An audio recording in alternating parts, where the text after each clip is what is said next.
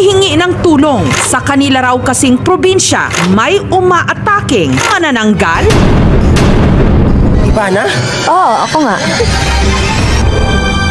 Matunog ang mga bali-balita ngayon. Nasa isang bahay, may misteryosong mga tunog na naririnig sa bubungan tuwing gabi. Agad pumunta ang aming team sa Barangay Buet, Calasiao, Pangasinan, kung saan naabutan nila ang takot na pamilya ni Mariel. Hindi niya tunay na pangalan. 5 gabi na raw kasing may nambubulabog sa kanilang bubungan. Nagsimula raw ang lahat gabi ng January 27. Ika-40 days pa man din daw ng kamatayan ng asawa ni Mariel. Nung habang sila'y nagpapahinga, bigla na lang nakarinig ng malakas na pagbagsak sa kanilang bubungan. 3 beses po siyang lumapag nung gabing iyon. Noong una, pinakinggan ko muna. Mas nangilabot pa raw sila nung may narinig silang parang pumapagaspas. Pangalawang beses, iba na, aswang yan. Pangatlong beses, naghanap ako ng pwede kong iano sa bubong kasi baka lumapag na naman siya. Kinaumagahan, agad kumuha ng mga bawang si Mariel para ikalat sa kanilang bahay. Naglagay na rin sila ng asin sa labas ng kanilang pintuan at bintana. Naglagay kami ng asin ni ate kasi kapag may nilagay ka daw sa bintana at sa pintuan, panglaban daw yan, hindi sila makapasok sa loob. At sinasamahan kami ng mga tambay, ang iba sa labas. Istorbo nga daw kami sa mga kapitbahay. Pagtuntong ng alas 10 ng gabi, may kumalabog na naman daw sa kanilang bubungan. Inaabangan namin, tapos ako pa mismo ang nakakita. Sabi ko sa kanila, labas! Sus, paglabas nila, wala na, umalis na. Ika-4 na gabi, ang nobyo ng anak ni Mariel sinilip na kung ano ang nasa kanilang bubong. Inutusan ko ang kapatid ko. Sabi ko, tignan mo dun sa labas. At nakita niya din daw. Doon na raw nakita ng 2 mata ni Marvin. Tapos pinaalam niya agad sa amin ang asawa niya. Kaya agad-agad kami pumasok ng kwarto. Nagkamali ako kasi takot na takot ako nun eh. Sus, muntik na ako makapasok sa kwarto ng mag-asawa. Nakakatanga talaga ang takot, no? Sa puntong yon, nagpagawa na ng sibat sina Mariel. Naghalo ng abo na may kasamang bawang, bigas. Gayunpaman, sa ika-5 gabi, meron pa ring kumaluskos. Layuan mo na kami! Kaya pinakiusapan na raw ni Mariel ang nanggugulo sa kanila. Pinakiusapan ni ate kasi inis na siya nun eh. Sabi niya, parehas lang tayong nabubuhay sa mundo. Nilalang ka, nilalang din kami. Natigil naman daw ang pagpaparamdam. Kailangan din kasi maging matapang ka. Kaya naghahanap ako ng kahoy o tubo para pang wristback sa kumakalabog sa aming bubong. Buti na lang nagising yung pinsan ko at siya po ang nakakita ng pang-reply sa tugtog ng aswang.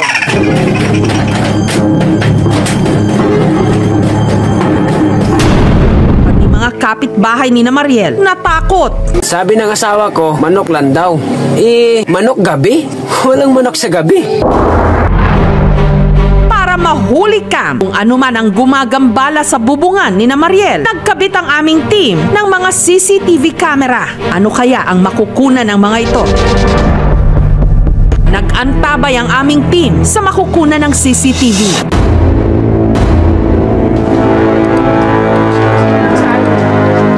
Pagtuntong ng 11:27 ng gabi, may namataan sa bubungan. Parang si Ivana Alawi yung manananggal dun sa CCTV. Dun ako nagtaka kaya nag-abang ako talaga para makita ko kung siya nga ba yun.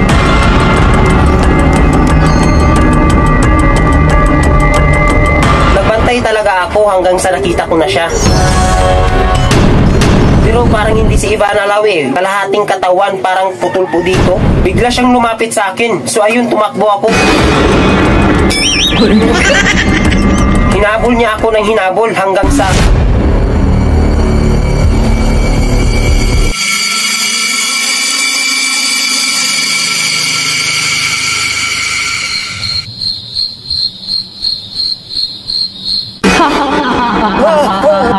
Sa wakas.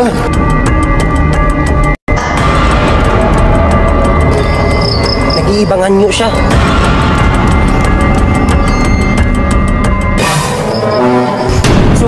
nagulat ko, si Ivana Alawi nga. Ang nandun sa CCTV, 100% positive. Si Ivana talaga yun. Ivana? Ikaw ba yan? Di ba ikaw si Ivana Alawi? Oo, ako nga. Bakit ka naging manananggal? Kasi sinumpa ako dahil wala na akong jowa. At sa wakas, natagpuan ko na ang taong makapagpawala ng aking sumpa. Sino? Ako? Oo, ikaw. Matagal na kitang hinahanap. Ikaw ang itinakda para sa katapusan ng aking sumpa. Kaya nga ako nandito para... Para kainin ako. Hindi, para jujuwahin ka at kainin ka. Ha? Sinasabi ko na Bakit ka matatakot? Hindi ka naman mamamatay. Sino bang hindi mamamatay kainin ka na? Hay nako, hina utak mo talaga. Gusto ko lang naman kumain ng hotdog.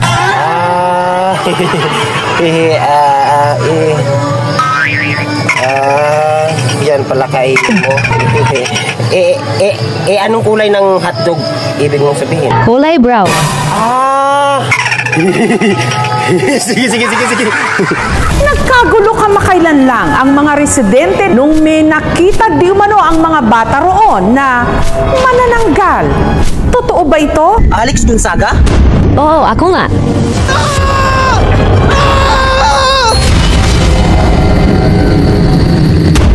Ang mga di umano'y nakasaksi ang magkaibigang itago na lang natin sa pangalang Aljen at Georgia.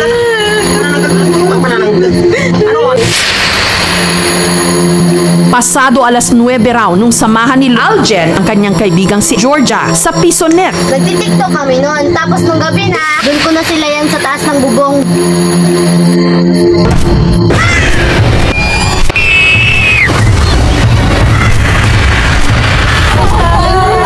Natakot tumata. Sabi daw nila, nasa bubong, pero hindi ko nakita.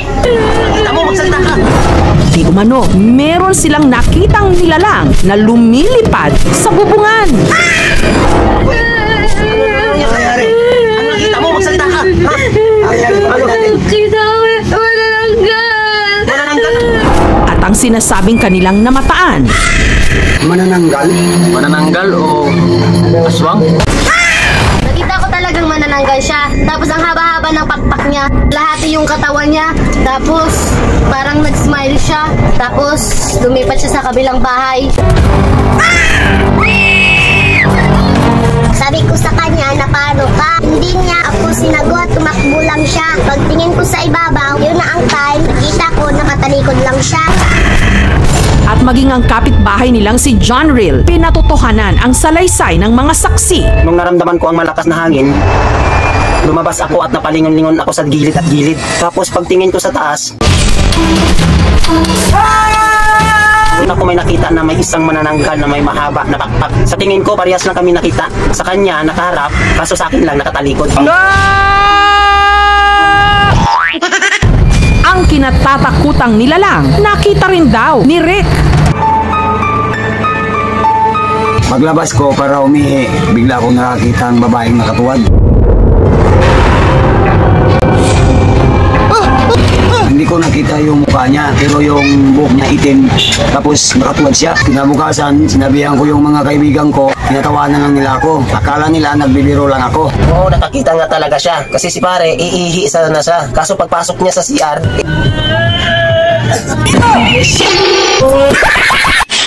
nandyan ako sa loob.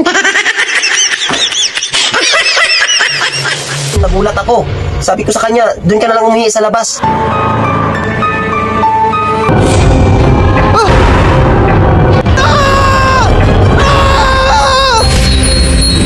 Pero hindi biro ang idinudulot nitong takot ngayon sa kanilang lugar.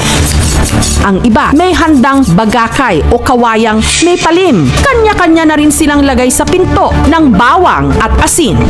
Anong mukha niya? Anong malaking mata niya? Sobrang laki. Mahaba yung bakpak. Ang manananggal sa katawan. Manananggal siguro, pare. Kumuha kami ng artist para makapas-sketch namin kung anong nakita ng pamangkin ko. Ayun, nag-usap sila ng pamangkin ko. Sinasabi ng pamangkin ko kung anong nakita niya. Tapos idudrawing ng artist. Sa tulong ng sketch artist, iginuhit nila ang itsura ng nakita raw ng mga bata.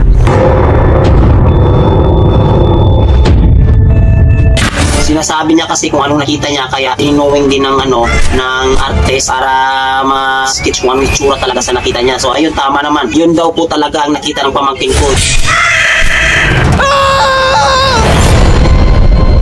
Yung ikinalabutan ko po, yung minaramdaman ako na parang may lumilipat, parang may pakpak na narinig ko sa bubong. Walang kanin. Ano ba yan?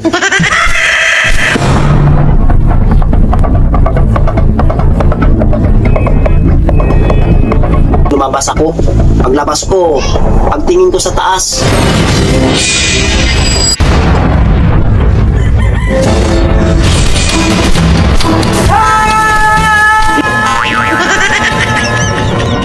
yun, manananggal po talaga. Tapos ayun, tumakbo ako.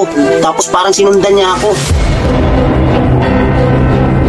Nagtago ako sa lupi. Tapos sumunod niya talaga siya sa akin. Alex Gonzaga? Oo, ako nga. Ano mo nalaman? Siyempre, idol kita eh. Sikat ka nga vlogger, tapos artista pa. Yung sikat na vlogger pala, na artista pa, yung si Alex Gonzaga. Siya pala yung manananggal. Buti alam mo. Ako pa. Sulit followers mo kaya ako. Siya nga pala, bakit naging manananggal ka? Sinumpa din ako dahil Ops! Alam ko na yan. What? Huwag mong sabihin na katulad ka din ni Ivana Alawi na gusto niya kainin ang akin. Ivana? Ikaw ba yan? oo, ako nga. Ikaw ang itinakda para sa katapusan ng aking sumpa. Kaya nga ako nandito para Para kainin ako. hindi, para jujuwahin ka at kainin ka. Ha? Sinasabi ko na. Bakit ka matatakot? Hindi ka naman mamamatay. Sino bang hindi mamamatay kainin ka na? Hay nako, hinautak mo talaga. Hindi. Basta, gusto kita. Ayan. Sabi ko na nga ba gusto mo ako? Gusto kitang batukan. Pati ka, joke lang. Oo, gusto ko yan. Ayan. Umamin ka rin. Sabi ko na nga ba galing-galing ko talaga. Huwag kang maraming salita dyan. Tara, sumama ka na sa akin. Sige.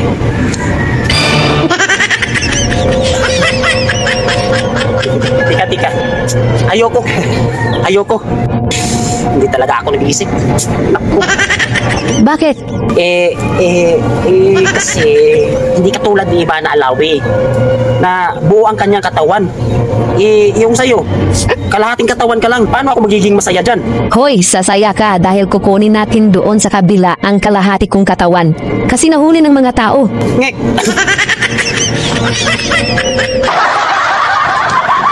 Sinabi ko, baka katulad ka rin ni Ivana nung nakaraang buwan na nakita ko yung manananggal si Ivana Alawi. Tapos siya naman, si Alex Gonzaga naman, naging manananggal din. Magkapareha silang history, pero iba pa lang sa kay Alex Parang papahirapan ako. May pakpak ang balita. At ayon sa ipinadala sa aming mensahe, may pakpak din daw ang bali-balita ngayon sa isang bayan sa Quezon na nagdudulot sa kanila ng pangamba. Wala na sugat, Eric. Kala ko maliit. Sa video, makikita ang isang binatilyo na tuguan ang ulo.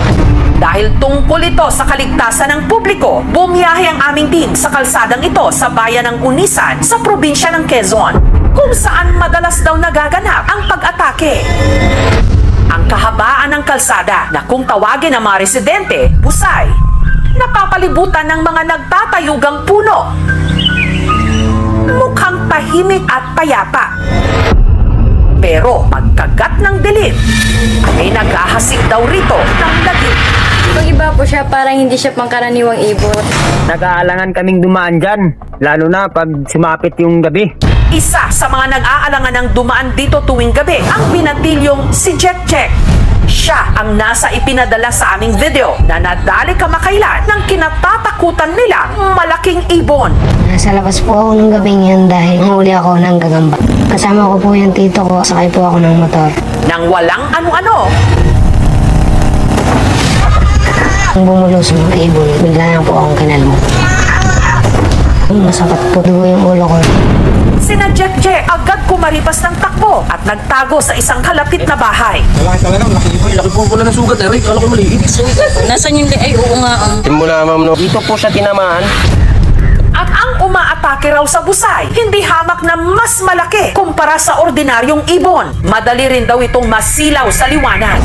Nasisilawan nga siya sa araw o ilaw. Yung isang time may nakita kasi akong parang hindi pangkaraniwang ibon, tapos pinalasletan ko siya, ginagamit ito.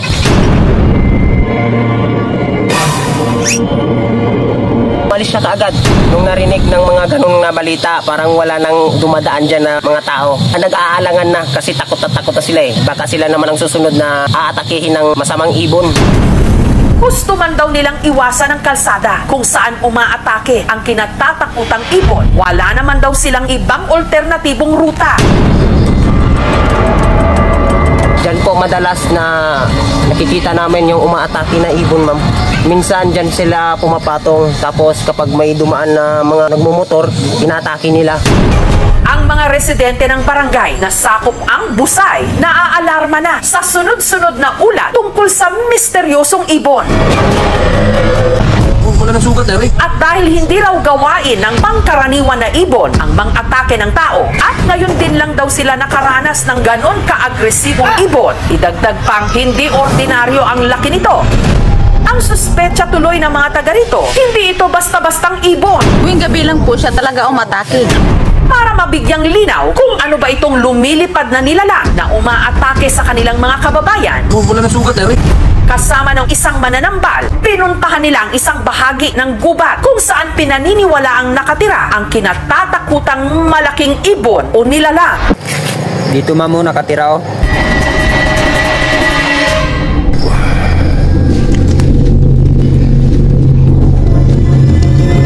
Hanggang sa meron silang napansing kakaibang bakas ng paa. Ayan, ma'am, oh. Ayan ang bakas ng paa ng ibon. Hanggang ang kinatatakutang nilalang. Nalitratuhan nila. Ibon nga ba ito? Iba po siya, parang hindi siya pangkaraniwang ibon. O isang kakatwang nilalang? Ang masasabi ko lang, parang hindi siya ibon eh. Parang aswang. Sa palagay ko talaga, ma'am, parang aswang yun. Kasi kapag ibon yun, pagtuka niya sa akin, di nawala na ako. Parang nilandi niya pa ako eh. Pakiramdam nila, hindi lang daw iisa ang umaataking ibon sa kanilang bayan. Ang laki ng ibon, nakita ko, tatakbo sana ako, kaso ang tanga ko. Nung isang araw, dumaan ako dun sa tabi ng daan na tinatakihan ng ibon. Dumaan ako dun, bigla na may kumalmot dito. Nabigla ako. Sabi ko, laki naman ng ibon na to. Kaya takbo ako ng takbo. Sa sobrang takot, parang hindi ko na alam yung takbo ko. Parang walang katapusan yung takbo ko. Parang hindi mo malaman kung saan ako pupunta. Takbo na ng takbo. Yan pala. Umiikot-ikot lang pala ako dun sa puno ng lupi.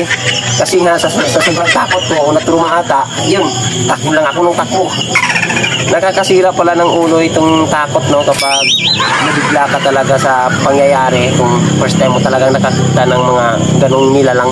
At hindi raw yun ang huling beses na nakainkwentro nila ang misteryosong ibon.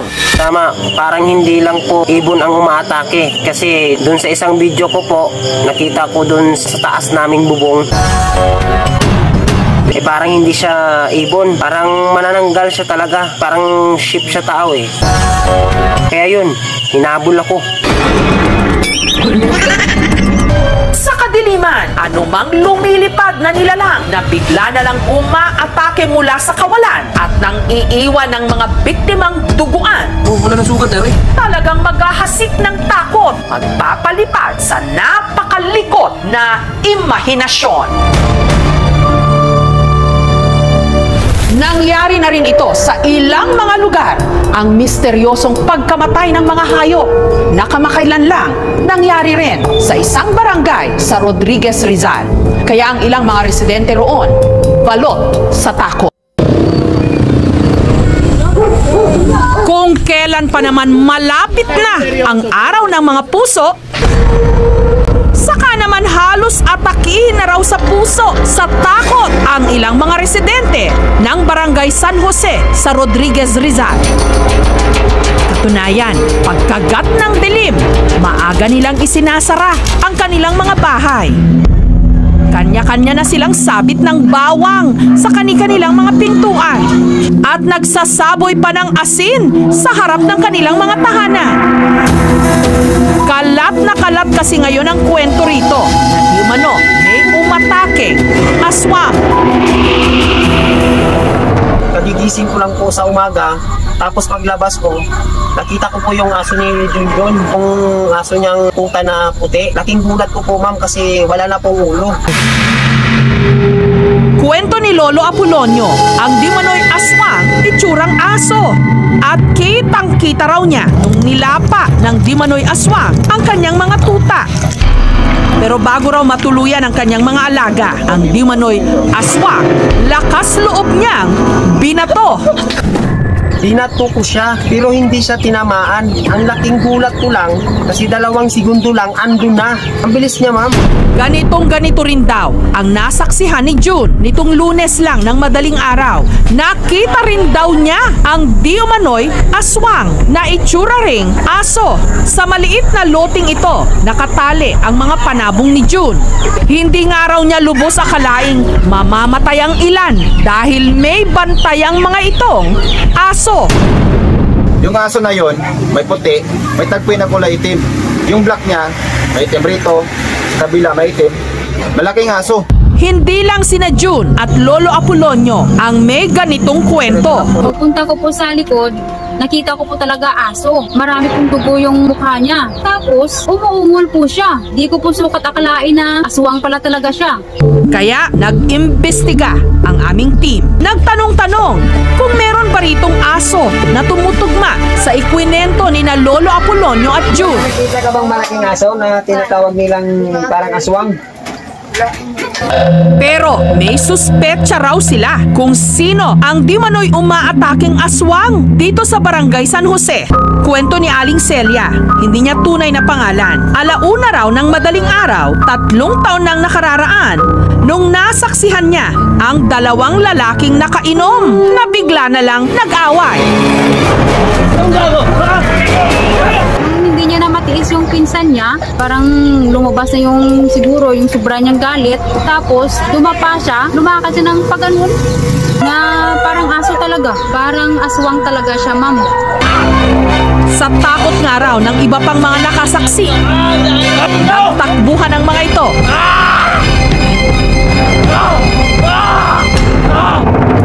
Hinanap ng aming team ang mga lalaking yon. Tiyempong may nakapagsabi na ang isa sa kanila nagkataong naroon at bumibisita. Pumayag ang lalaking yon na magpa-interview pero sa kondisyong hindi pakikita ang kanyang mukha bilang proteksyon na rin daw sa kanya at sa kanyang pamilya. Laking gulat ng aming team sa kanyang inamin. Kasi po yung time na maliit pa kami, sinasabi sa amin ng kamag-anak namin na huwag kami pupunta sa lolo namin. Kasi ang lolo namin aswang daw. Ani ni Lando, hindi niya tunay na pangalan. Tubong Mindanao raw talaga ang kanyang pamilya. Nagkamalas ng aswang, may namatay na bata doon sa... Siya po ang pinagbintangan na pumatay sa bata. Sabi ng magulang ko na uuwi kami ng Maynila para hindi raw kami madamay. Hating gabi raw nung nakita niya ang kanyang lolo na nasa bubungan.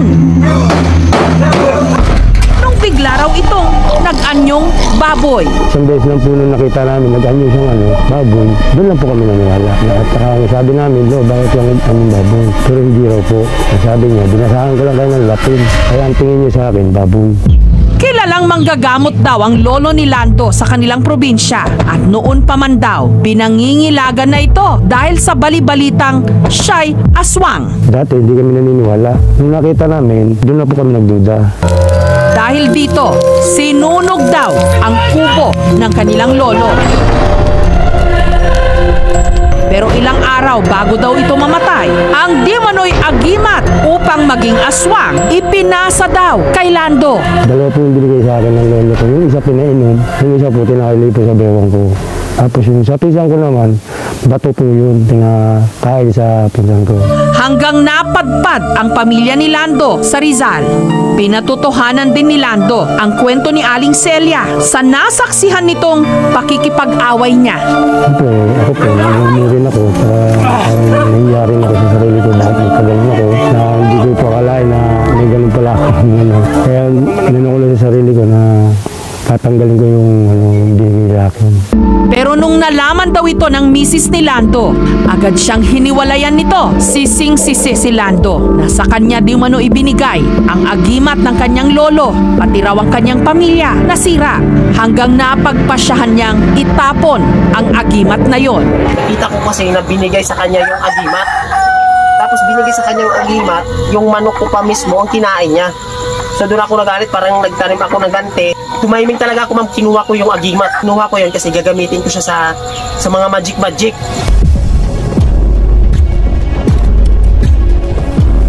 Pinatalon ko po yung kapatid ko, nagbigla ako. Totoo nga, tama nga, galing. Tapos sumabay din ako, nagsilip ako, tapos nahulog ako bigla. Parang prank, nag-jump ako, pinakita ko sa kapatid ko na.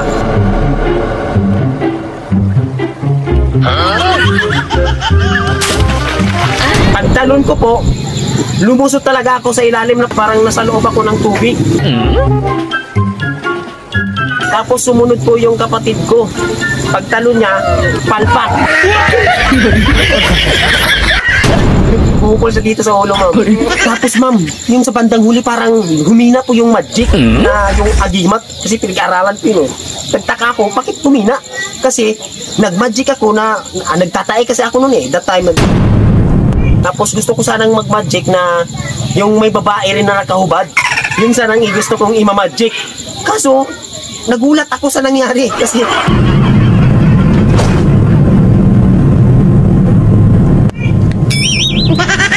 may nalaglag na tissue galing sa taas, parang sa langit.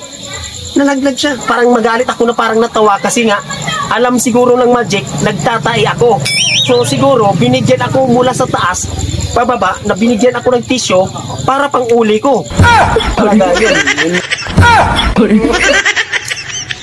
Natawa ako sa kwento. Tinutukan ng ilaw sa mata, sinabuyan ng asin, bawang, at itinali pa. Ano toyo mo din sa mon? Ano ka? Anong ginagawa mo dito, ha? Hinahanap ko yung tita ko. Hinahanap ko yung tita mo nandun sa taas ng bubong. Imposible naman yan. Ang hinala kasi ng mga residente. Hinahanap ko yung tita ko. Hinahanap mong tita mo nasa taas ng bubong? Ano yun, ibon? Tignan mo, ha, nangurog-ngurog ka na. Siguro lalabas na yung pakpak, lilipad ka siguro, no? Pero marami ang nagsasabing malinaw na paglabag sa karapatan ang ginawa sa kanya. Sa ganitong sitwasyon, kaninong karapatan nga ba ang mas mananaig? Ilang gabi na raw nakaririnig ng mga kaluskos sa bubong ang mga tiga Negros Occidental. Ganito po kasi, may nakita po kami na dito, parang may gumakalas sa bubong. Nakita ko, sir, na nandun siya sa taas, sa bubong, tapos bigla siyang lumipat papunta dito dyan sa pintuan. Yan, hindi magagawa ng tao. Sigurado aswang po siya, sir. Dahil sa takot, marami sa kanila nagsihanda pa ng armas. Hanggang nito lang Miyerkules. Umakyat ako sa itaas, tapos doon ako dumaan sa may bintana. May nakita akong butas, kaya sinilip ko. Tapos meron akong nakitang tao na isang babae. 12:00 ng gabi yun. Kinuha ko po yung baslay ko. Tapos pinutukan ko siya po sa dinadaanan niya. Hindi siya tinamaan, bigla siya agad tumakbo. May nakita ko nga may nagatuad-tuad. Kaginalukab niyang atok. Nagkuha ko dahil isang binangon hindi ko ma-spec kung ano sa klase namin to. Kaya mo to nga gintayaan ko sa nga ara kada kalit lang sa nagdalagan kaginlakto niyang 3 ka atok. Dahil dito, hinabol nila hanggang na-corner ito ng taong bayan sa tubuhan. Hinahanap ko yung tita ko. Hinahanap mong tita mo nasa taas ng bubong? Ano yun, ibon? Ang balitang ito, mabilis na kumalat at nakarating kay alias Ruby. Pagdating Ruby sa sitio, laking gulat niya na ang nakatali, walang iba kundi ang niyang pamangkin na itago natin sa pangalang Dolores. Kabudlay bala sinahaw nga makita mo aktual nga halin sa liog pakato sa pilas ngaging labo nila. Ti amo tong hambal ko sa iya nga ang naging ano kagid nila haw. Si Dolores pinakawalan at nakauwi na sa kanyang bahay. Nadatnan naming balisa ng hihina. Mga banda 12:00 nagbangon siya. Kagiuyatan ko man iya nga kamot. Ti siling niya, mangihi ko danay. Ti hambal ko. Ti sige, dali lang kay mangihi man ko. Kay para nga maopdan ko man siya. Inilabayan niya lang ko. Ngawiran ko iya jacket, nahuslo. Umuto na yun, nakabuhi siya sa ako. Si Dolores, napadpad na pala sa kabilang sityo. Wala ko sa akong kaugalingon, lakat lang ko nga lakat, tapos damo kong naagyan nga mga balay, damo man ko nakitaan nga mga tao, sige flashlight sa akon. Tingkol ba ko, nagsaka ko dayon sa kahoy.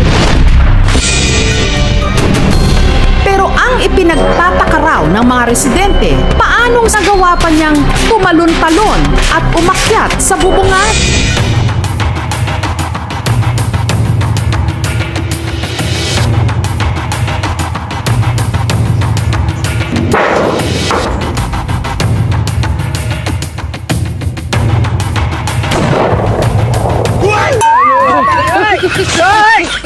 Bigla na lang may sumilip na higante. Higante, di ko alam. Kapre ba yun? Bakit? Baka makutukan yung ulo ko, tuno. Ano ba yan? Palpak naman ng aking kapatid. Tapos na... Dahil dito, hinabol nila... Ayun! Ito, aswang! Ito, aswang, pare! Aswang! Ano? Nagdudumi ako! Nagpatayo, nagdudumi pa pala. Akala ko aswang. Umuwi ka na doon ng gabi-gabi na dito. Akala ko aswang po, ma'am. Yun pala, bata pala na tumae. Ayaw, di ma. Or umihi. Ito talaga. Ang nilalang na matagal na nilang kinatatakutan. Parang tao, kulay itim. Nakit ko talaga ng mga ngipin. Naninindig ko, balahibo ko. Nangangain daw ng tao. Lagi ko nila akong inaabangan. Hindi kanya titigilan.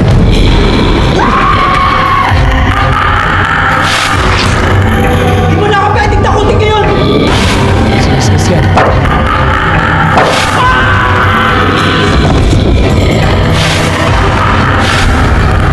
Hindi ako nagpatakot sa'yo!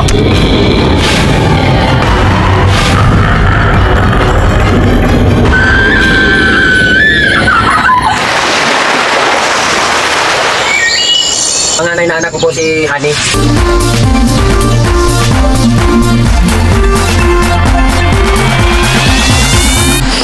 Hana! Umuwi ka na dito. Tulungan mo ako. Eto na po, Tito. Pakit na po. Tito, pwede na ba ako magpagupit? Kahit hanggang balikat lang, haba na kasi ng buhok ko eh. Ano ka ba, Hana? Gusto mo bang bumalik ang dati mong sakit? Alam mo naman, dyan ka sinuwerte sa buhok mo na yan, di ba? Nananalo ka dahil sa buhok mo na to. Swerte ito, Hana. Eh, Tito, parang ang bigat na kasi ng buhok ko eh. Mamaya ang talampakan ko na to. Hana, iba pa rin ang babaeng mahabang buhok. Sige na nga, tay!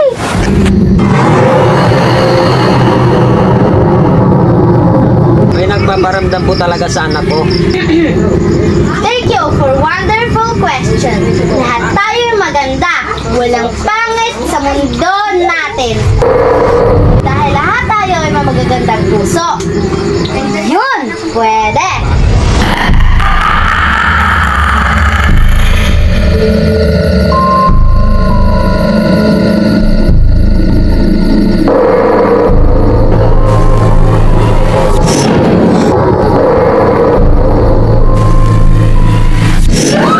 Nakakagulat naman yung mukha mo, tay. Ano? Hindi, tay. May nararamdaman ng akong kakaiba. Nakakatakot. Hay naku nak, guni-guni mo lang yun. Pati ako na pinagkakamalan mong aswang.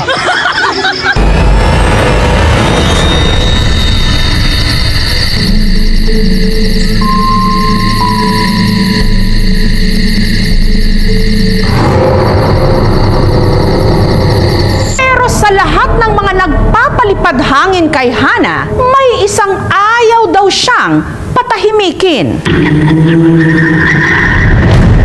Lalaro po kami ng mga pinsan ko noon. Gusto ko po sana pumasok sa butas ng kawayan.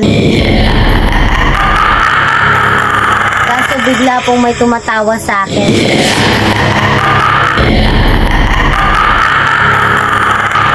Ang lalaki po ng mga ngipin niya, tapos yung mata niya lumiliwanag. Tatakot ko po, hindi ko siya kayang titigan.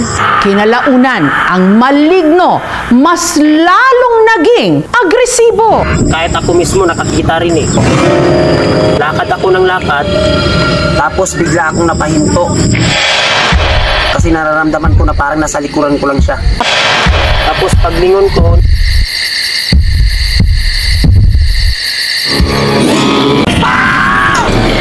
parang natatawa po si Bungis-ngis na nakakatakot po yung tawa niya. Sobrang takot ko po, tumakbo ako kaagad. Mula noon, ang misteryosong nilalang madalas abangan si Hana sa kawayanan.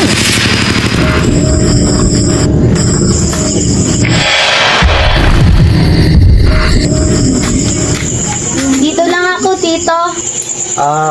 Ito ba ang boarding house mo? Opo, Tito. Ito po yung boarding house ko. Sige. Alis na ako ha. Mag-ingat ka dito. Okay. Bye, Tito.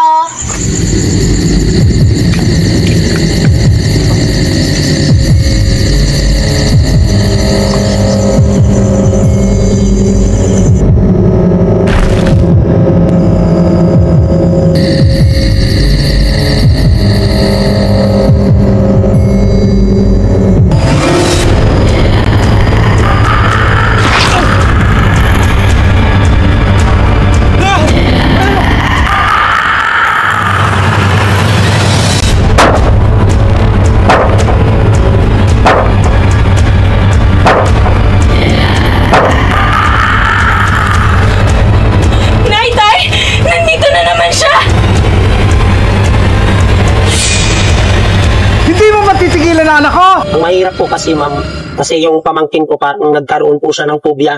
Kasi kapag sa tuwing makikita niya po yung puno na kawayan, sobrang takot na takot siya. Hindi niya kayang lapitan. Naaalala niyang lahat ng mga nangyayari sa kanya. Pupuntahan ko po sana yung kawayan na kung saan madalas nagpapakita yung bungis-ngis. Pupuntahan ko sana, puputulin ko po sana. Kaso pinigilan po ako ng pamangkin ko.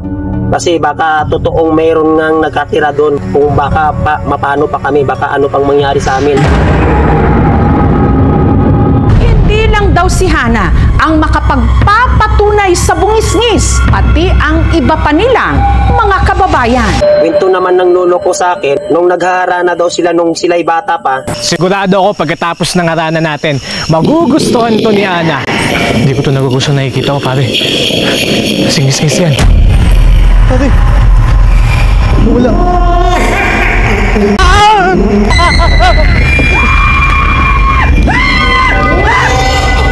Sobrang takot ng mga kaibigan niya nung nakita si Bungis-ngis na nakangisi. Alam niyo naman yung ngisi ni Bungis-ngis, yung nakakatawa na nakakatakot na tawa na parang kakain ng tao. Ganun. Tapos yung isang kasama po nila, parang nagiging bading sa sobrang takot niya.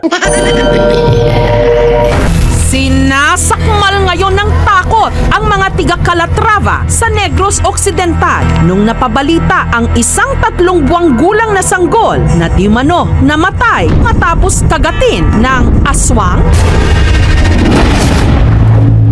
Nangyari raw ang lahat nito lang nakaraang linggo. Pagdating ng asawa ko sa amin, umiyak po yung bata. Tapos pinatiti niya at pinatulog niya. Tapos pero pagtuntong daw ng 3:00 ng madaling araw, nagising po ako sa iyak ng bata. Tapos narinig ko na parang nagpanik yung asawa ko. Tapos may lumapit daw na aswang at kinagat sa leeg yung bata. at dito na raw sila may napansing kakaiba. Ang leeg ng bata namumula, dumudugo, parang kinagat. Nagugulat kami sa nakita naming may kagat na ang bata dito sa leeg. Iyak ng iyak po ang misis ko dahil hindi niya po matanggap ang nangyari sa bata. Aswang talaga ang kumagat. Dahil nung isang gabi, may mga taong dumaan sa labas ng bahay namin. At nakita ko ang isang taong nakasunod na hindi gumagalaw ang kanyang anino.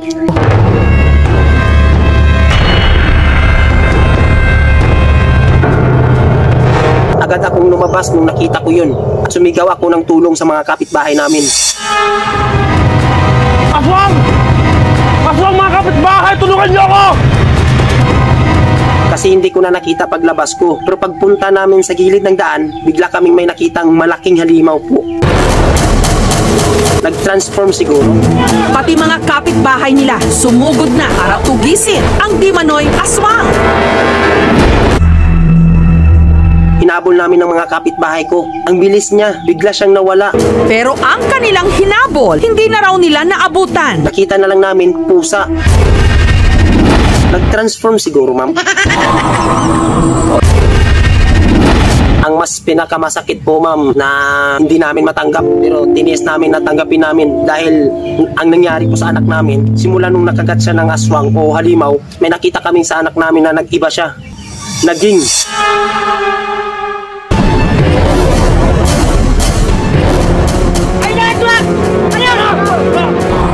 naging zombie po siya, ma'am. At yun, bigla kaming natakot, nagulat kami, nagpanik kami, lahat ng mga nasa loob ng bahay, lahat kami napalabas po. Ang anak namin ay hindi na tao. Naging zombie po, ma'am. Ang bilis niya pong tumakbo. Nabigla kami lahat, tatilula namin, papa namin, nagising. Ang bilis niyang nakatakas. Tapos nung nahuli namin siya, binalik namin siya sa kuna. Akala namin magiging tao na siya.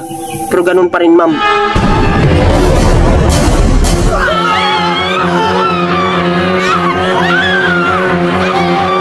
So ayun, tiniis namin na tanggapin namin kahit masakit sa aming kalooban na hindi na namin anak yun. Isa na siya sa ibang mundo na parang sa mundo ng mga zombie. At dahil doon, ilang years na po ang nakalipas, ang bilis lumaki po yung anak namin na zombie at nakontrol niya. Naging parang isip tao na rin kasi may alaga na siyang mga buhaya. Ang mga buhaya, kapag mayroong nabiktima po ang anak namin, dinadala po sa lugar ng mga buhaya. At yun, ang mga buhaya niya, nakabuka yung bunganga nila kasi naghihintay sa anak namin na may makuha siyang bagong biktima.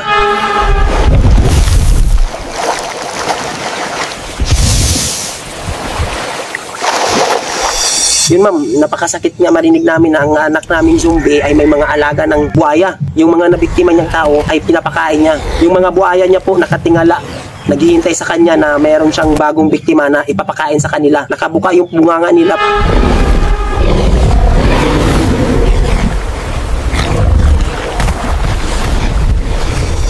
Tapos, simula nung tiniis namin, natanggapin namin na hindi na namin anak yon kasi zombie na. Simula nung tinanggap namin, lagi na ako nang nagiginip ng masama. Tapos, yung panaginip ko po ay parang nasa taas ako, nasa tanawin po ako, na malalaglag po ako sa lupa. Napakataas po.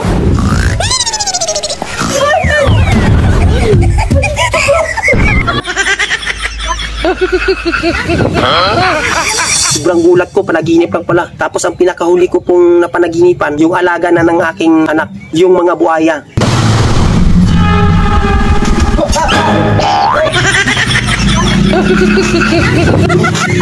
Ito naman. Musagot lang ko. Ayaw pa. Bika na naginip naman ulit ako. Sobrang takot ko, akala ko malaglag ako. Sus, naku, panaginip naman ulit, ma'am. Wala naman daw kakatuwang nangyari sa magdamag. Marahil dahil gulong-gulo sila o dala ng kanilang kalungkutan o dahil sa magpahanggang ngayon sa mga malayong lugar, marami pa rin ang naniniwala sa mga aswang kahit wala namang pruweba. Hindi raw kayo namamalikmata sa inyong matutunghayan dahil kahit nakapiring, kayang-kaya pa rin daw makabasa o makakita. Katunayan, sa videong ito, natukoy ni John ang salita, door, hand gestures, at serial number ng pera na hawak ng taong kausap niya kahit siya'y naka-blindfold.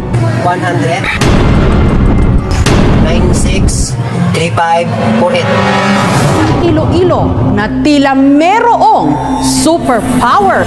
Dito sa Haro, sa Iloilo, nakatira ang pamilya ni Jaime. Pangalawa siya sa 3 magkakapatid. Kwento ng kanyang mga magulang na sina Christopher at Maricel. Mahiyain daw talaga ang student nilang anak na si Jaime. Na-amaze talaga ako doon, sa nakita ko doon. Paano niya nalaman na alam niya yung tao, alam niya yung smell, kukuluka, nakakatakot. 4 hanggang 6 na oras kada session. Pero si Zypher, magpahanggang ngayon, hirap pa rin daw matuto. Samantalang si Jaime, unang session pa lang, na-activate na raw agad ang kanyang ultrasensory ability. Door?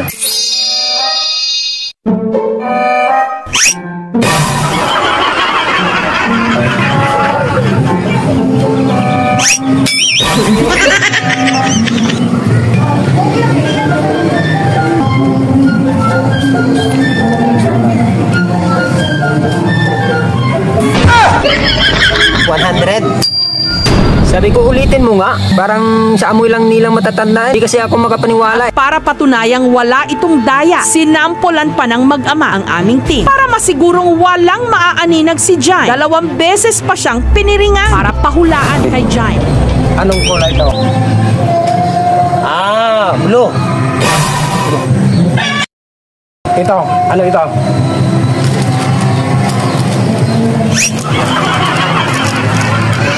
Energin.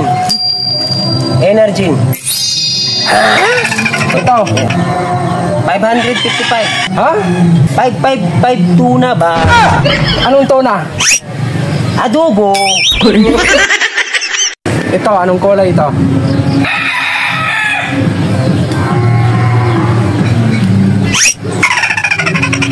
Parang nahirapan ako Hindi mo alam? Hindi ko alam. Ayan, ano kulay yan? Kulay red. Oh, tama. Habang ang isa pa, nag-drawing sa papel at saka pinahulaan kay Jaime ang sketch. Ano to? 3. Sa Tagalog, puno. Ang kakayahan daw ni Jaime na matukoy ang mga bagay kahit na nakapiring ang kanyang mga mata. Nagagawa raw niya dahil sa mas aktibo niyang pandama, amoy at pandinig. Dati hirap-hirap na ako nun. Hirap-hirap ako kung paano ko yung gagawin mga ganyan tricks, mga ganyang basic. Pero nung na-training po ako, parang basic na lang po sa akin. Tapos parang nakukuhaan ko siya ng diskarte or technique na kahit sa pamamagitan ko po ng pag-amoy, pandinig at matouch dito or kahit sa part ng aking katawan, kapag matouch po, malalaman ko po kagad. Para bang nababasa ko po yung iniisip ng tao. Si Jaime, unang session pa lang, na-activate na raw agad ang kanyang ultrasensory ability. 6, 5, 4, kahit ano po ang ilalagay dito sa mata ko po, pero nalalaman ko pa rin po sa pamamagitan po ng pangamoy, tapos sa pandinig. Pero sa pagkakataong ito, kami na ang nagbigay at nagkabit ng piring sa kanya. Pero si Jaime, makailang ulit nagkamali. Ito, anong kulay ito? Red? No. Yellow? No. Ito, anong kulay ito? Green? No. Ayon sa bata, sinisipon daw kasi siya. Blue? No, hindi pa rin. Nahihirapan po akong hulaan yun kasi sinisipon kasi ako nun. Kasi kapag sinisipon po ako, mahihirapan ako sa pag-amoy. Parang maliit lang pong maamoy ko. Humingi ng break si Jaime at saka siya suminga. Iba yung pakiramdam ko, parang tatay na ako. Parang nalabas na si baby. Parang anak na ako, magsiyar muna ako. Humingi po ako ng break kasi nakakaramdam na ako nun ng na parang aanak na ganun. Parang tatay na ako nun, kaya humingi pa ako ng break tapos pumunta agad ako sa CR. Nung nakapagpahinga, sumalang ulit at sa pagkakataong yon, sunod-sunod na siya tumama. Bumalik po ako at saka doon ako tumama kasi okay nang pakiramdam ko parang wala na pong sagabal, wala na pong distract. Wag. Kami lang para sigurado kita makakita. Green. Parang nahulaan niya ta. Kasi hindi na ako sinisipon at saka nakapagtayo na ako. Ito, ano color to? Orange. Anong bagay to? Hindi pinahawakan, no? Okay, hinapan na po. Pwede, isang challenge lang. Pwede bigyan mo lang ako ng kahit anong clue. Isa lang. Okay, bigyan kita ng clue. Sa ilalim ng puting ilaw. Ha? Ilaw? Ilaw, tama. Tama. Ito. Ano to? Isda. Anong isda? Huh? Anong isda? Isda sa lata. Hindi pa nga ako tapos magsalita eh. Tama no? Sabi ko sa'yo eh. Alam ko yan. Parang masama yung binabarak mo pare ah. Limang daliri. Oh, tama ako no. Ito talaga. Gutom na kasi ako eh. Tamang-tama. Kasi naaryan na yun. Di pa nakapagtain na ako. Gutom naman ako ulit. Thank you sa sardinas ha.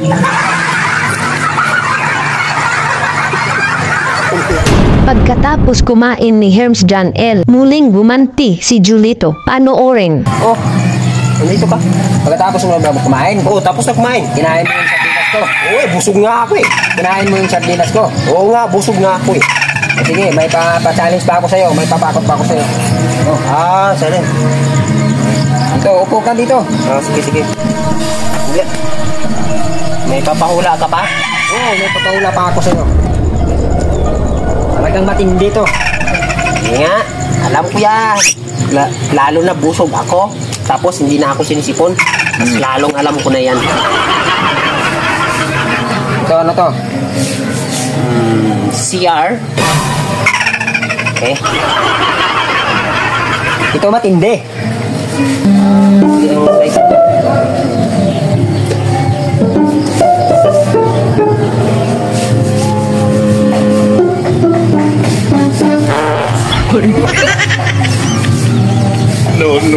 No. Ito. Ayan na. Ibang amoy yun ah. Ibang-iba. Saan ba yung lukong yun? Ang madalas na content ng vlogger na mula Davao de Oro, prank videos. Nariyang nagpapanggap siyang pulubi at saka manggugulat. O hindi kaya manggo-good time.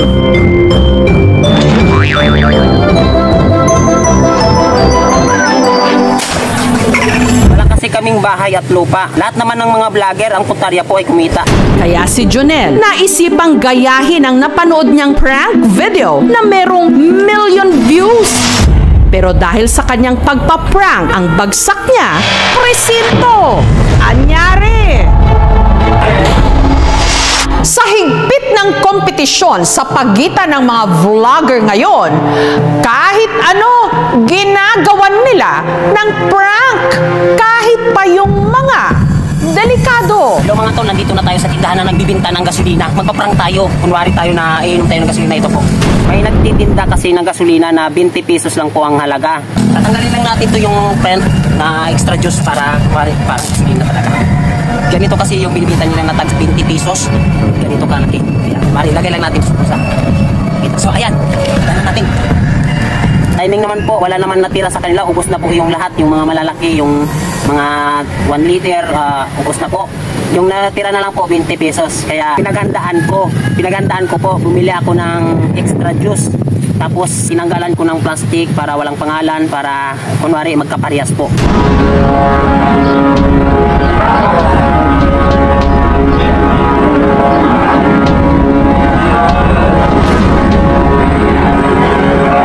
Hinihintay ko talaga na tumingin sila sa akin, tapos bago ko iinumin. Hanggang ininom na nga ni Jonel ang kunwari gasolina. Nung tumingin na po yung nagbabantay ng tindahan sa akin, ininom ko na po. At umarting biglang nahilo, nanghina at napaupo. Si Jonel meron pang kasabwat. Pero ang prinang nila na gasoline boy na si Carlos, Ay, kuani, taganap niya Carlos ka. tumakbo para humingi ng saklolo sa rescue team ng WAP. Ang mahirap po, nauwi kami sa kulungan. Hindi ko po talaga in-expect, ma'am, na darating yung ambulansya. Sumama lang naman ako sa kanya, ma'am, para kumita siya ulit.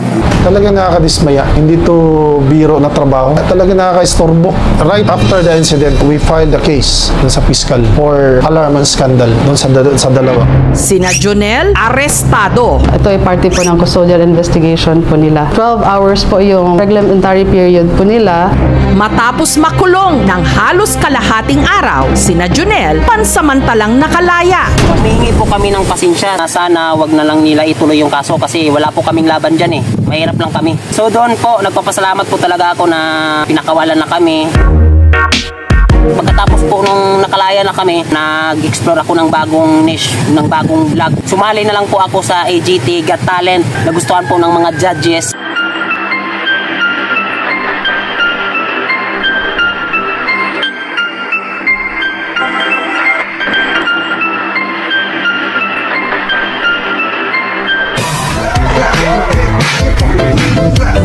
Lakas ng reaction nila, sobrang shock po talaga ng mga judges. Tapos yung pangalawa po ay lupit po na magic po ay na nawala po ako na parang bula.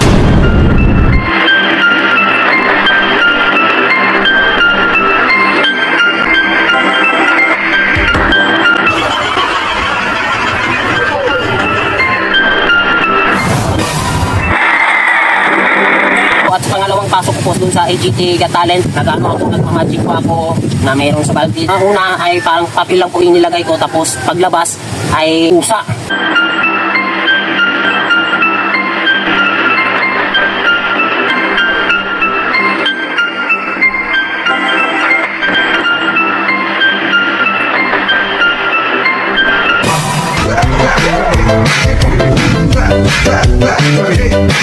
Tapos sa pangalawa naman po, pumalpak po ako, grabing tawa naman nila.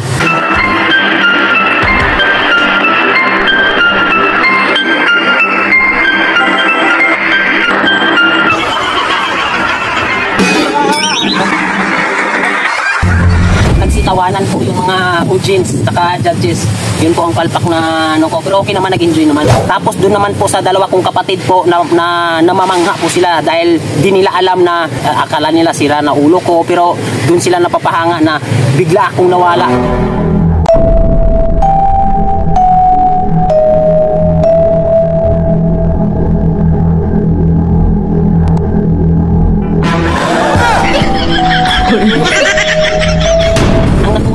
Technique at sa video namin na nag-million po ay yung stop challenge.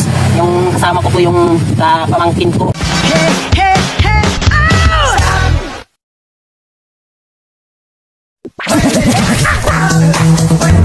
Pagbukas ng umbrella ko, dun po tumama, parang nasip po ako.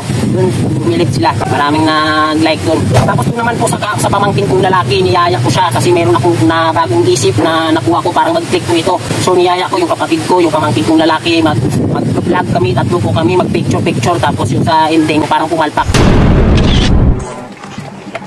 No, no, no. No, no, no.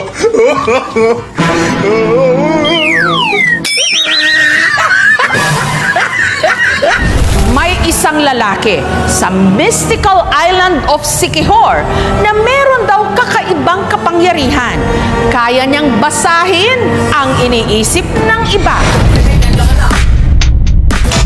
Naisip niyo ba kung kakayanin niyo ang larong ito? Kailangang mahulaan ang pagkakasunod-sunod ng 3 baso. Karamihan sa mga hinamon, nahirapan siyempreng mapagtugma ang pagkakaayos ng mga bote. Pero may isang lalaki raw sa misteryosong isla ng Siquijor na nakamamanghang parang minamani lang daw ang larong ito. Nagawa niyang hulaan ang pagkakasunod-sunod ng mga bote kahit hindi niya ang mga ito nakikita. Hindi lang isa, hindi lang 2, kundi 3 beses pa. Legit yung mga taong marunong mag-mental telepathy. Memorize lang yan. Siya si Simon, na nanindigang walang hocus-pocus o daya kung paano niya ito nagawa. Wala po yung daya. Pero meron siyang inamin. Meron lang akong special talent.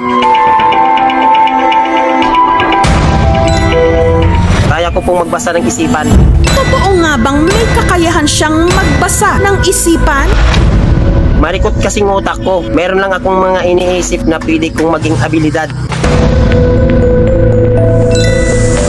Bigla na lang yan napasok sa isip ko at pinag-insayuhan ko at tumama talaga lahat ma'am yung mga challenge na. Wala po talaga daya yun kasi on the spot lang po talaga yun. Yung ibang kasamahan ko po, puro mali sila. Pero ako, tumama po lahat ma'am ng ilang beses po. Ayon sa pananaliksik ni Simon, ang tawag daw sa espesyal niyang abilidad, mental telepathy. Hindi ko akalain na magagawa niya yun. Parang siya lang talaga ang may abilidad na gawin yun. Akalain mo? 3 beses na inulit? Tugma lahat? Pero sa tuwing ginagawa niya ito, kapag nahihirapan po ako sa pag-iisip, parang sumasakit po ang parte ko po dito. Hindi raw alam ni Simon kung paano siya nagkaroon ng ganitong kakayahan. Pero ang hinala niya, baka raw may kinalaman ang kanyang lolo't lola. Parehas po kasi silang manggagamot. Yung ginagamot nila po yung hindi kaya ng doktor. Naisip ko baka sa huli ganun din ako. Tige nga ang di umano mental telepathy skills ni Simon. Subukan natin. At sa pagkakataong ito, i-level up pa. Dahil kung dati, 3 bote lang ang kinailangan niyang pagtugmain. Ngayon, 5 na. Nakakasali na ako. Kwenta na lang ko combination. Siniguro rin nilang hindi nakikita ang pagkakasunod-sunod sa laman ng kahon.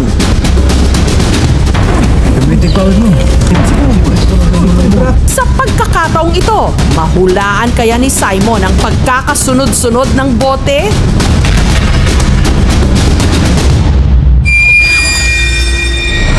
Sa unang round, 3 garapon muna ulit na may iba't ibang kulay ang kailangang ma-match ni Simon sa pagkakasalansan ng garapon na nasa loob ng kahon. Ano yung kinakabata nyo?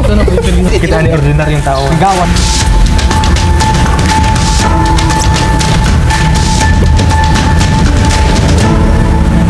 Ang unang round, sa ikalawang round, nagdagdag ang aming team ng isa pang garapon. 4 na ang kailangan niyang mapagtugma. Nahirapan sa kondisyon eh. Sa pagkakataong ito, si Simon hindi pa rin pumalya.